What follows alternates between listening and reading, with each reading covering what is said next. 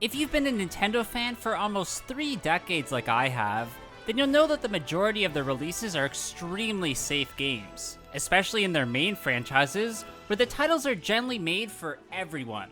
However, once in a while, they will come out with an entry that seems completely out of place, which, of course, those are the ones I enjoyed playing the most, and led me into wanting to create today's video about the weirdest game in every Nintendo franchise. Here I'm going to try my hardest to go over the most relevant series, finding the game that sticks out the most among the rest. Oh yeah, and before I get started, my name is Copycat, and if you haven't yet, then please subscribe to my channel, and hit that bell button to stay notified when I upload new videos. The first franchise we're going to look at in this video is Mario's, where the company's mascot debuted alongside the NES in 1985. Really, there's no doubt what the weirdest game is, as that honor has to go to Hotel Mario, that was released for the Philips CDI of all systems in 1994. Bizarrely, Philips gained the right to create games for certain Nintendo characters because of a failed venture between the two companies and Sony, where that mistake not only created this weird game, but also Nintendo's biggest competition, the PlayStation. However, on Philips' side, they didn't really use the IP wisely, creating an embarrassing game focused on closing every door of a hotel that you're in, while avoiding enemies along the way. This was an incredibly out of place and very boring experience that ran horribly on a system that was terribly designed. Saying that it was poorly programmed may be one excuse, but what can't be overlooked is also the weirdest thing about it is its voice acting, especially as Mario characters don't tend to talk much in their games, but here they won't stop. Just watch. It's from Bowser. Dear pesky plumbers, the Koopalings and I have taken over the Mushroom Kingdom. The princess is now a permanent guest at one of my 7 Koopa hotels. I dare you to find her if you can. The next franchise in the company's history is Metroid, where I was tempted to put that series' pinball entry for the DS as the weirdest game, but I withheld, as Metroid Prime Federation Force for the 3DS is way more puzzling. Why this title wins as the weirdest all has to do with it not featuring the main character of pretty much every game of the series, Samus. Now focusing on the Federation Marines, giving us a strange perspective on a universe I'm not sure we wanted. On top of this, the game was essentially made as a cooperative multiplayer experience where you and your friends explore levels and kill enemies. This was just overall an odd choice for Nintendo to create a Metroid title with Samus nowhere to be found, and diehard fans of the series were definitely not having it. Next up in this video is one of my favorite franchises of all time, The Legend of Zelda, where there's one extremely strange title that instantly comes to mind in creating this video, called Freshly Picked Tingle's Rosy Rupee Land, that was released for the DS in the late 2000s. Only making it to Asian and European markets, this game follows obscure Zelda character Tingle, with the objective of finding as many rupees as you can by exploring dungeons and solving puzzles. Even though this is a unique experience with an interesting art style and different type of gameplay mechanics, the mechanic of having to barter with pretty much every single person you encounter can get very repetitive after a while, and the combat is extremely dull, which doesn't help this game's case. There's definitely great elements that can be found in Hyrule Kingdom's weird underbelly. It's just that most fans already don't care that much about spin-off Zelda titles that stars Tingle of all people, even though this is one of the most unique games Nintendo's ever released. The next franchise we're going to look at is Donkey Kong's, who technically made his debut in arcades in the early 1980s, but his home console debut was actually on the SNES in 1994. Although I was tempted to put the rhythm-based title, Donkey Konga, in the weirdest game spot as it's very out of place in the series, I'd actually have to give that honor to the related title called Donkey Kong Jungle Beats for the GameCube, as it actually wants you to use those bongo drums as the controller, but this time in a 2D platforming setting. This was definitely a weird experience that most reviewers actually admitted was pretty fun, but unfortunately it's very short with only 4 bosses and very limited amount of friends and foes to be found. This game was actually met with higher reviews at that time, with many people saying that it was a fun and unique adventure, but it was just way too short. Nowadays, this would not be met with the same amount of praise and would probably be seen as gimmicky, Up next in this video, we're gonna look at the Fire Emblem franchise, where pretty much every fan of the series agrees that Fire Emblem Heroes, that was released for mobile devices, is the weirdest. What makes this entry so weird is that it oddly strays away from its serious type of art style, replacing it with a very chibi, cutesy art form that takes away from the seriousness that's usually found in the series. It's also devoid of any real story, instead just containing maps that you have to battle enemies through for no real reason. Another reason for its weirdness has to do with the fact that it's free to play, but revolves around a stamina mechanic where you only have a certain amount of time before it runs out and you can't play anymore.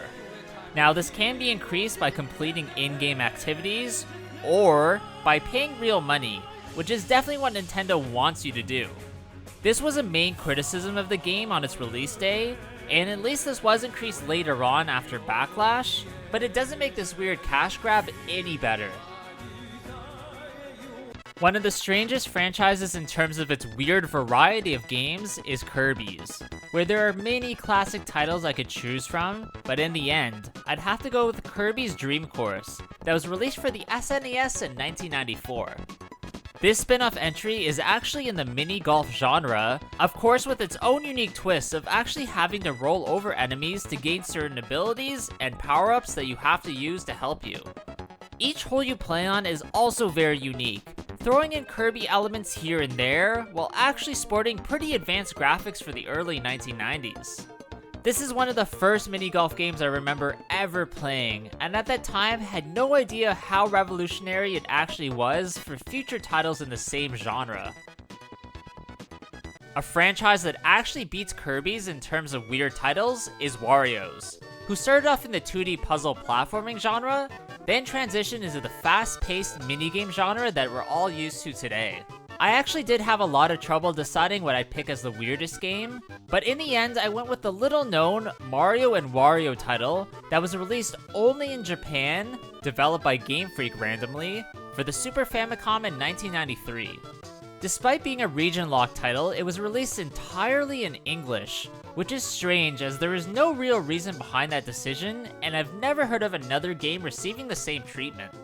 The gameplay was also very different, where you needed to use the Super Famicom's mouse add-on to control a character named Wanda, guiding an uncontrollable Mario through levels to defeat the antagonist Wario by clicking on invisible blocks, which is done to make them tangible. If a title like this looks familiar, that's because it actually spawned the Mario vs. Donkey Kong series, specifically the Mini Mario one, where the mouse was replaced with the DS touchscreen. I really do wish Mario and Wario was released in North America so I could have played it when I was younger, but apparently Nintendo was really worried that shipping a mouse with each game would be too expensive and got cold feet. One of the easiest franchises Nintendo has ever produced is Yoshi's, where one weird game instantly comes to mind in Yoshis Safari that came out for the SNES in 1993. This title used the underutilized Super Scope light gun in the rail shooter genre, where you ride Yoshi and shoot the hordes of Koopas that come towards you. There's just something unnerving and strange in seeing Mario with a gun shooting enemies, which was exemplified by the fact that there was a big push at that time to ban the system's gun peripheral as it was seen as too violent. This was the only Nintendo franchise game to use that add-on, and was one of 12 titles in total as it turned out to be an utter failure. The next franchise we're going to look at is the incredibly underachieving Star Fox series, where the weirdest game is Star Fox Guard, that was bundled as a separate disc alongside the initial release of Star Fox Zero in 2016. I had actually never heard of this title, as I bought that Wii U entry way after it was released. And it also doesn't help that the game was bundled with a failed game on a console that had already failed. The gameplay strays completely away from the usual formula, and is now in the tower defense genre, where you use the system's gamepad to look through different security cameras. This was actually an interesting concept, which is definitely strange for the franchise, but oddly it also fits in. Another franchise that's had a very long history of releasing weird games is Pokemon, where quite honestly I'm not sure which one to pick as the strangest, so I'm just going to showcase a few quickly for you guys. The first I remember feeling incredibly weird about is Hey You Pikachu, which I rented from Blockbuster in 1998. Here you use the microphone add-on to try and train Pikachu, learning different activities. This was interesting on paper, but in reality the microphone and commands work poorly, and it definitely doesn't stand the test of time. Pokemon Channel is probably the stupidest game ever made, as the gameplay just involves you watching Pokemon-based TV shows. That's it. It could have been released as a DVD and the same result would have been achieved. Learn with Pikachu, typing adventure for the Nintendo DS, Ollie is a learn-to-type title that comes bundled with a Nintendo wireless keyboard peripheral. This is by far the wrong system to release this game on, and I can tell you not many people bought it. The final game I want to touch on is Detective Pikachu. That's only weird because Pikachu talks in this title, which is something you'd expect from a Meowth. Of course, this spawned the highly popular movie, which I guess makes up for this mediocre game. I feel like it's pretty obvious what the weirdest Animal Crossing game is in the series, as it has to be the Out of Place Amiibo Festival that was released on the Wii U in 2015.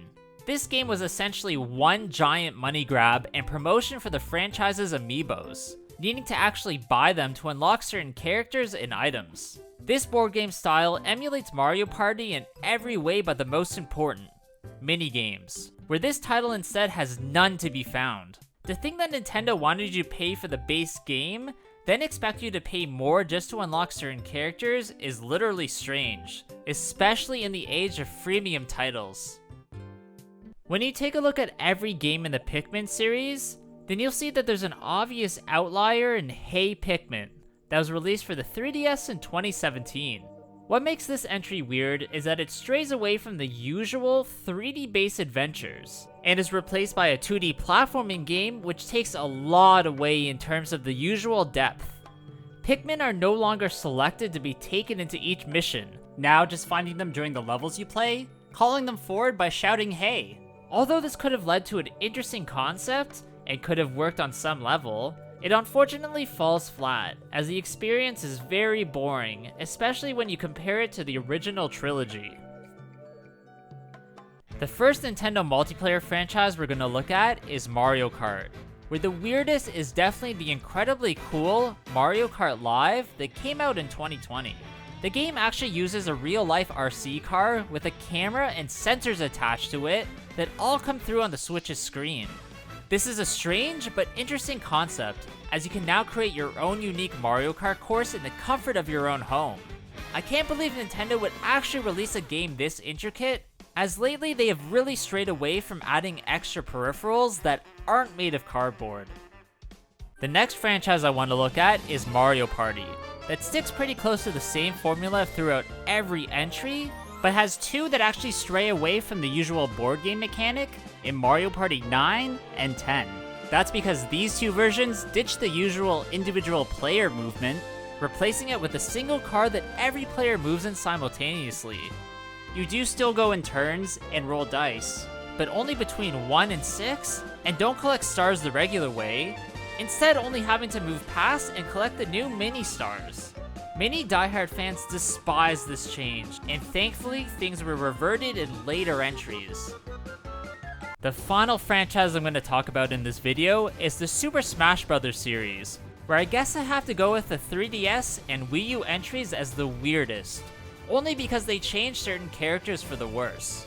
One of these is the Pokemon Trainer, as the game couldn't handle the constant switching of fighters, so only Charizard is a playable character, axing Squirtle and Ivysaur. Ice Climbers had to be removed, as the double character mechanic of that fighter was way too much for the portable system to handle. This entry was definitely the most mediocre in the series, and probably the least played among fans. Alright, that's gonna be it for today's video, guys. I really hope you did enjoy this one. If you did, please leave a like, comment below what you thought about it, and of course, subscribe to my channel. Also, please follow my Instagram at Copycat Gamer. There I upload some cool clips and items from my collection that you won't see anywhere else. Hope you guys all have a good day, and I'll see you on the next one. Bye!